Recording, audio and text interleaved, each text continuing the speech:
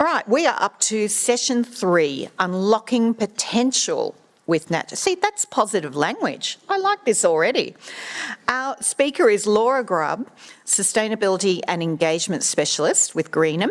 Originally from WA, Laura has worked with producers across Australia. She's also spent time working in North America and many of the world's developing countries. Earlier this year, Laura joined Greenham to lead their sustainability story. Now, the last session showed me the importance of stories. It's really important to be able to show your story and for people to understand it. This includes helping producers to translate customer trends into on-farm practices that support healthy businesses. So please welcome Laura to talk about unpacking market implications and opportunities.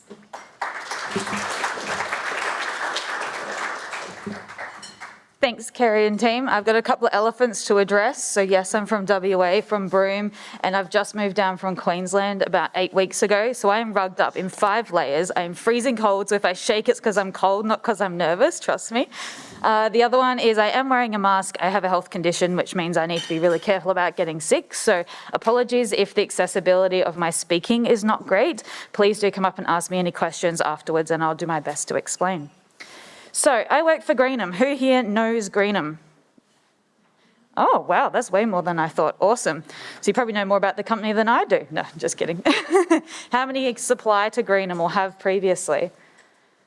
Okay, all right. So I won't go into huge amounts of detail on that. Otherwise, you guys might start falling asleep after lunch on me. So just quickly, Greenham is a family-based business. It's owned and run by the family and has been for 6 generations. So most relevance to you guys would be we have a plant in Tongala and a plant in Moe, which those who are sending cattle, that's be where you're sending them to. We are focused on providing premium beef. So we do obviously need to use cull cows and bulls and produce commodity meat that way. But what we're really focused on is those premium markets. So for those who are buyers of beef in different restaurants around Australia, Cape Grim is one of our brands, and we pride ourselves on translating really good quality Australian product to the world. So Peter Greenham is our CEO. His Pete Jr. is very, very much a family business. And his mission that he goes on about is inspiring the world to be proud about beef, particularly about Australian beef and particularly about beef produced in this end of the world, because it is second to none. We know that, we eat it ourselves, and we know how wonderful it is. So our job for you guys is to get your beef and transport it around the world. So we currently have about 10% of the beef we produce sold domestically here in Australia. And as I said, that's to premium retail markets and to restaurants. About 70% of that beef actually ends up in the United States. Now, we all have different views of the United States and their beef production, but all I can tell you is it's completely different to ours. And they are fascinated by that. We have very high-end consumers over there, have a lot of disposable income, and they love Australian beef because it's clean, green, produced on beautiful pastures, and it has a great story behind it. They have a lot of confidence in our beef, and they're willing to pay for it, and that's why we have those premium markets. We do sell into other markets such as Japan, again, another premium market that love the Australian story, and we're starting to really tap into some of those premium areas around the globe. I won't list them all for you. So what are our customers looking for? Well, as we've heard today from numerous speakers, they're under a lot of pressure to be able to illustrate what their supply chain is doing, which is us here in the room today. So for example, someone, say, selling a McDonald's burger, if we go down to the very basics, they're going to have to be able to tell people where the beef's coming from, where the patties, the lettuce, the tomatoes, the cheese, and the bread bun are coming from. Now, all in their reporting, which is done on an annual basis, or even more if they do some voluntary reporting as well. And now there's an increased consumer pressure around greenwashing. So I know someone mentioned it a little bit earlier, but we'll come back to that now. Greenwashing is the kind of when a company makes a claim saying we are 100% renewable energy, but really they might aim to have 100% renewable energy, but only use 70%. So they've got to be able to back up their claims. Now, when it comes to food production, that's really, really important. And there's been a lot of claims, as I'm sure we've seen in the supermarkets around products, that you do wonder how they're able to prove that. So that's our role here in this room today, is to work out how we help make sure that the produce that's being sold as sustainable or green or Australian is in fact that. We all play a role in it. So it's something that you should all be really encouraged by. So essentially, all of us in the room need to respond to all of this. Even if your business itself is not having to do TNFD reporting or SBTI reporting, we are all responsible for making sure that what's being put on that table is true and correct. And that's, as we've heard today, is only going to help your business as well. So what are our customers looking for at the moment? They are looking to maintain a consumer confidence. So as we can all see, we are in a bit of a crisis at the moment with our disposable spending. There's not many of us in the room that are going on lavish holidays or able to dine out at restaurants on a weekly basis, and that's the same global. So we need to be able to convince people to spend their money, hand over their really well-earned money for these top premium products, the stuff that you're selling today. So we need to be able to provide them with a reason to do that and the trust to do so. We need to be able to overcome the narrative around the sustainability of beef.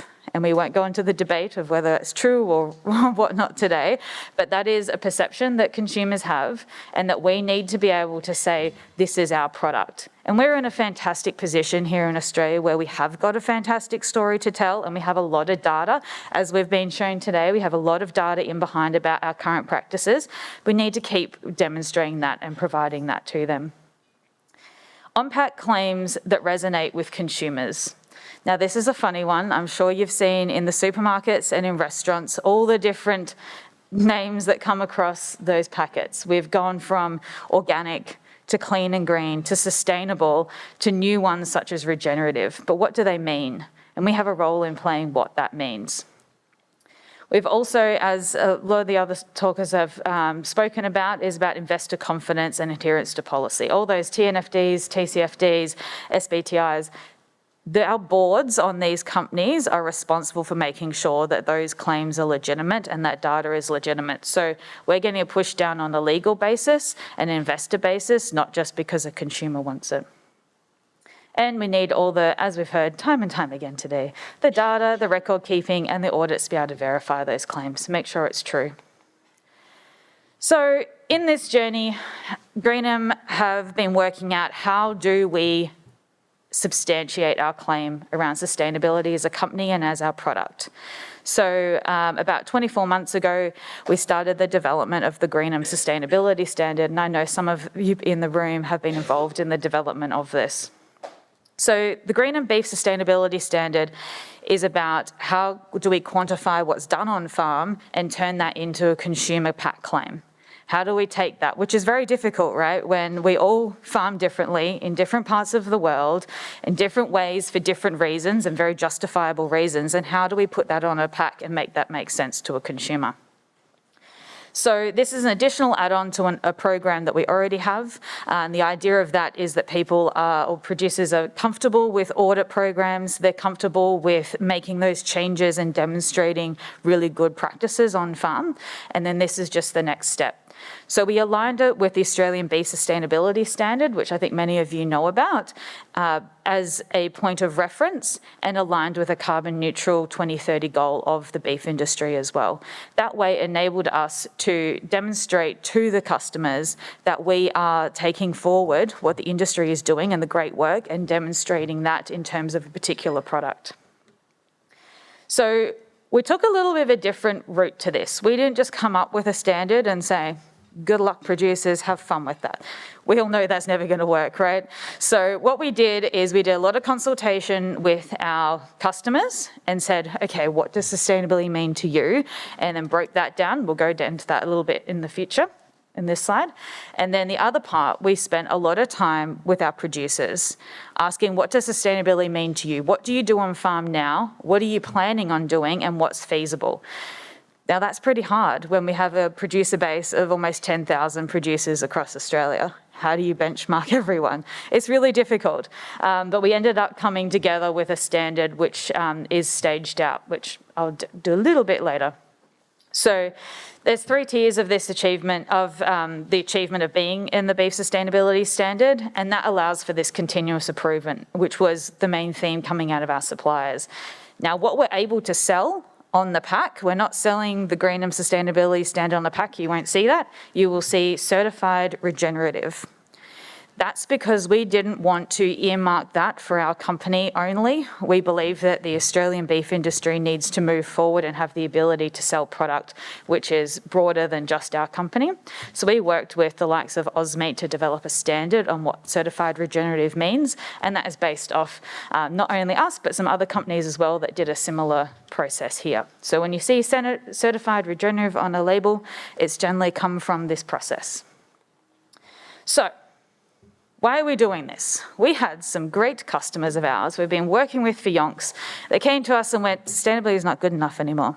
We went, that's really funny. What do you mean sustainability is not good enough? So consumers had lost confidence in sustainability as a brand. They'd lost confidence because of greenwashing. The next step for them was, when they did the consumer testing, was regenerative.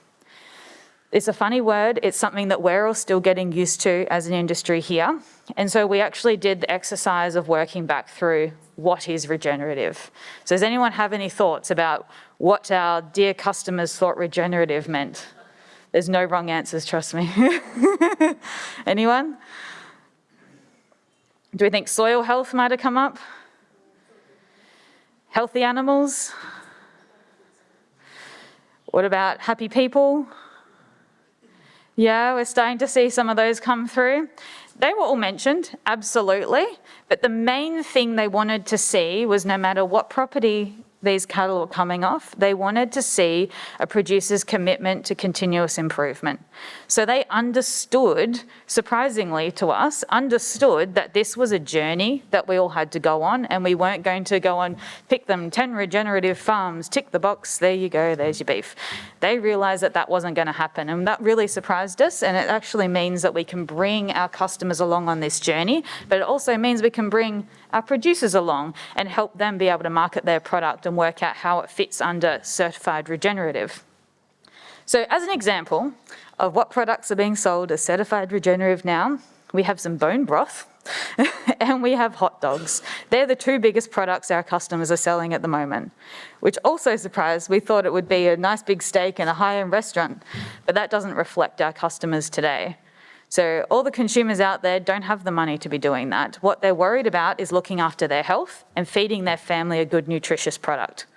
So here we are as the 2 most high-selling certified regenerative products coming out of Greenham today. So if you're selling under the sustainability standard, it's probably going to be bone broth and hot dogs at the moment as a portion of your product. So we're surprised every day. So, I know, it's crazy, isn't it? So by our ability to put forward this branding or this claim, we're able to provide consumers confidence about what it is that they're buying.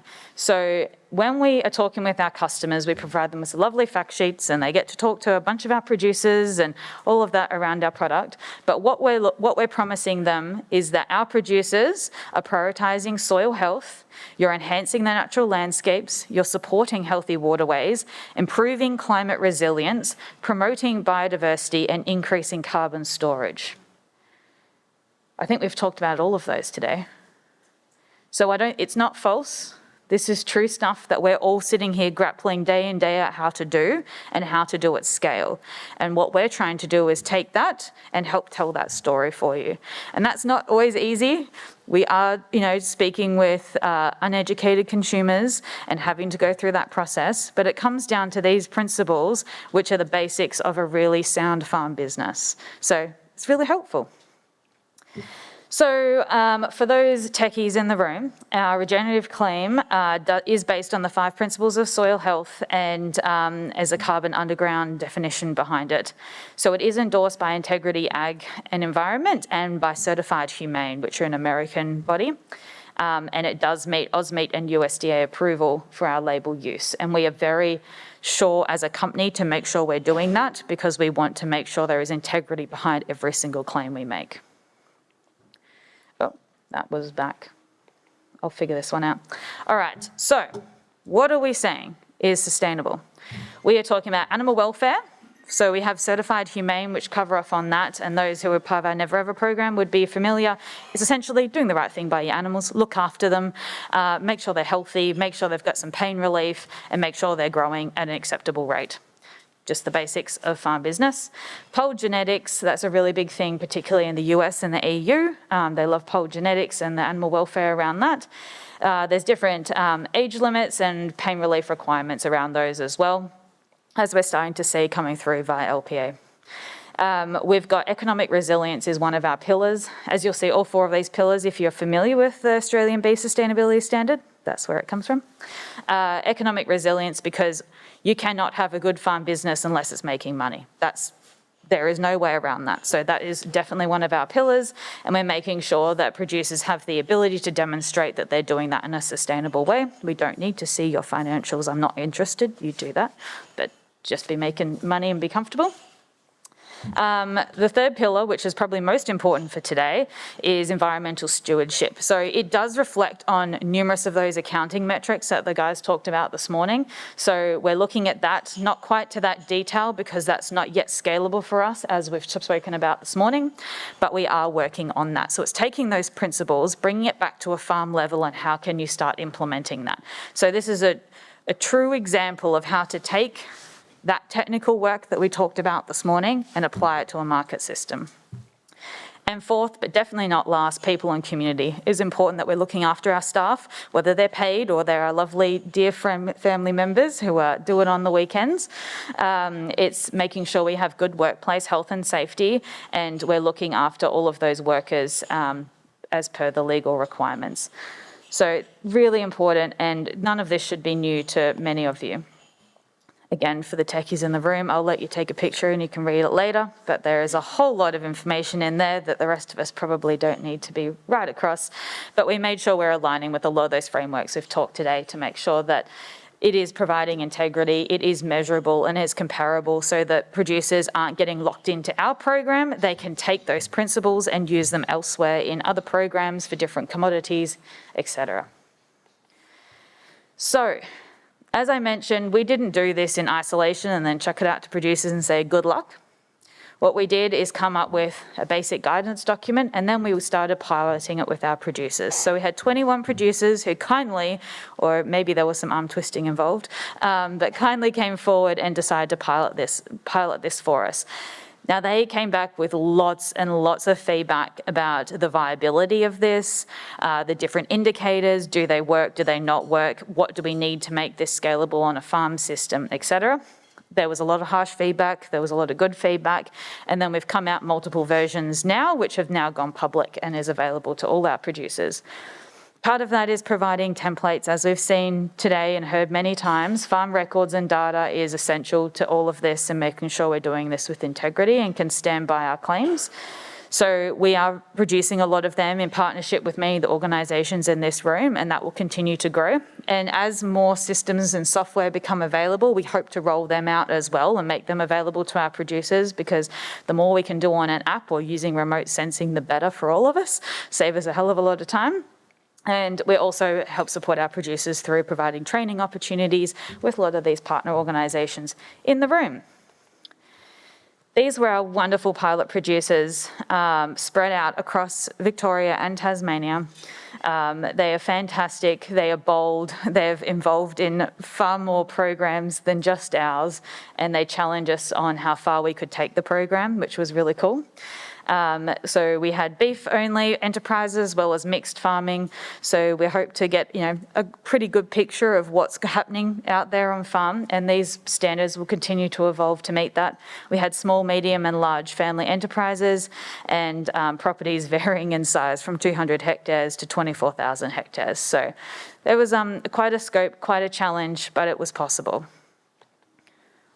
We were able to take the standard back down to meet the Sustainable Development Goals, or the SDGs, which you might be familiar with. This is another framework that gets thrown around a lot, another acronym, but we were able to meet a lot of these, which helps us once again demonstrate that we as Australian producers, particularly in this region of the world, are able to positively contribute to the global environmental sustainability of our industry. So we're able to feed people, we're able to look after our waterways, we're able to contribute positively to the economic environment, we're able to make sure we are consuming responsibly and thinking about that and making those changes as needed. There's climate action involved, there's natural land, and then it's partnerships for development. So we are showing that we are not an isolated ecosystem, we work together as an entire industry. Thank you. So, in summary, these are the 3 points that I want to cover off. Sustainability is not simply a buzzword. We are seeing this from the policy angle that many of the speakers have talked about earlier. We're getting these buyers of our product are required to meet this from a policy angle. They're needing to report on this annually, which means we get the trickle-down effect and part of the Scope 3. So this is not a buzzword that's going to go away. So I encourage you not to put your head in the sand and hope that it disappears. And I think by turning up here today, that's not the case. And you guys are coming to the table and taking this on. Integrity is so important. As we've seen from all the different scandals, whether it's data scandals or whatnot, we need to make sure that what we're saying is actually what we're doing and we're able to prove it. So in everything that we do, improving our sustainability, we need to bring Brand Australia along and support it by making sure that we've got the data in behind it. That's not just resting on the shoulders of you as individuals owning farm businesses, but it's on us as an industry. And it's fantastic to see so many service providers in this room who are here taking on that challenge with you as well. So I encourage you to talk to them, talk to us, and work out how we can work together to solve that, because it is a problem we're all going to have to solve together. And thirdly, natural capital will be essential to agricultural businesses. There's no way around it, whether it's for you and your well-being and your property plans, or whether it's through market access. It is absolutely vital that we start considering natural capital as a true core element of our businesses. So that's all. Please come fire me with questions, either before or after. And I hope you've learned something.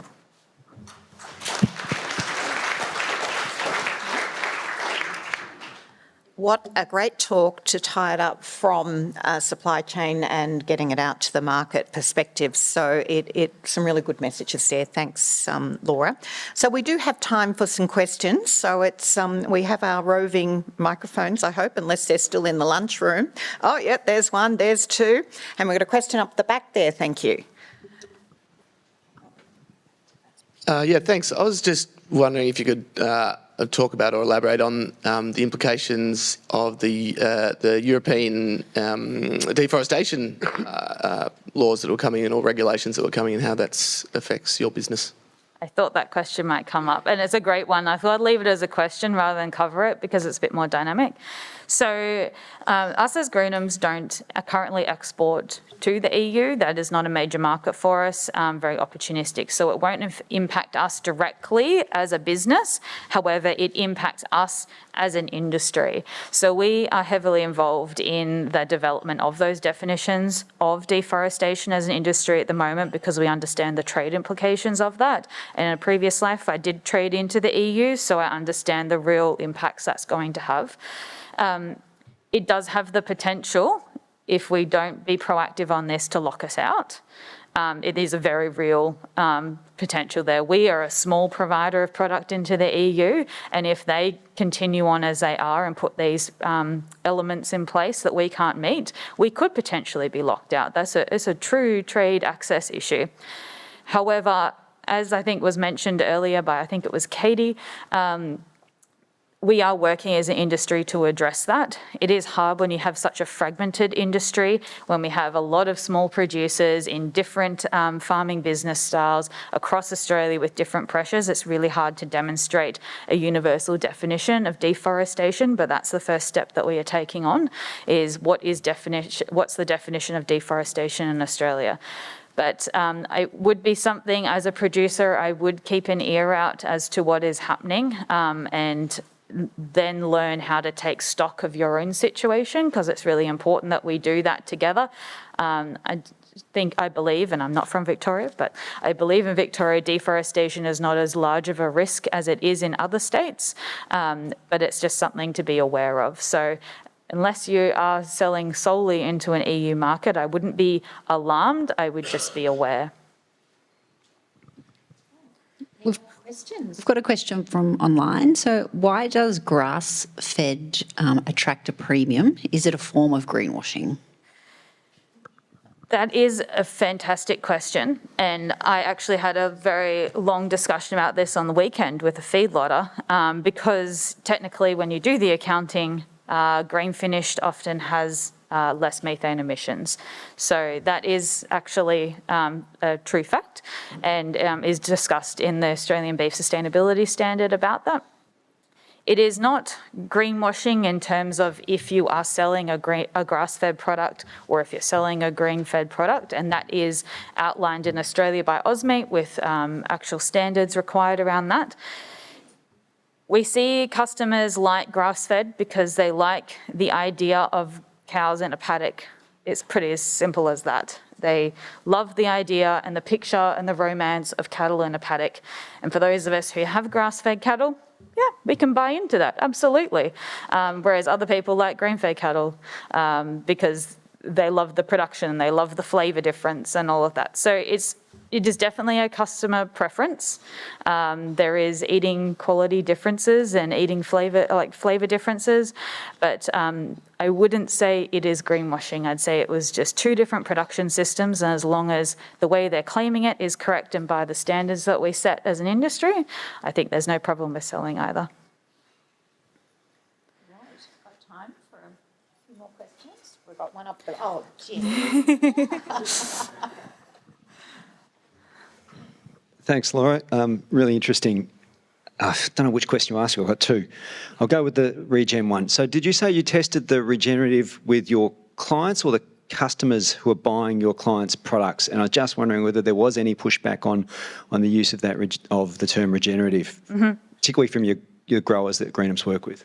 Yes. Okay, so from that word regenerative came from our customers, so those buying the beef overseas, they're the ones that came to us with the request for regenerative, and then we had to translate it. We definitely got pushback from producers about the term regenerative. It has had a lot of negative press in Australia in the agricultural community about what is regenerative, and I won't go into the debate of that. You guys can have that at afternoon tea.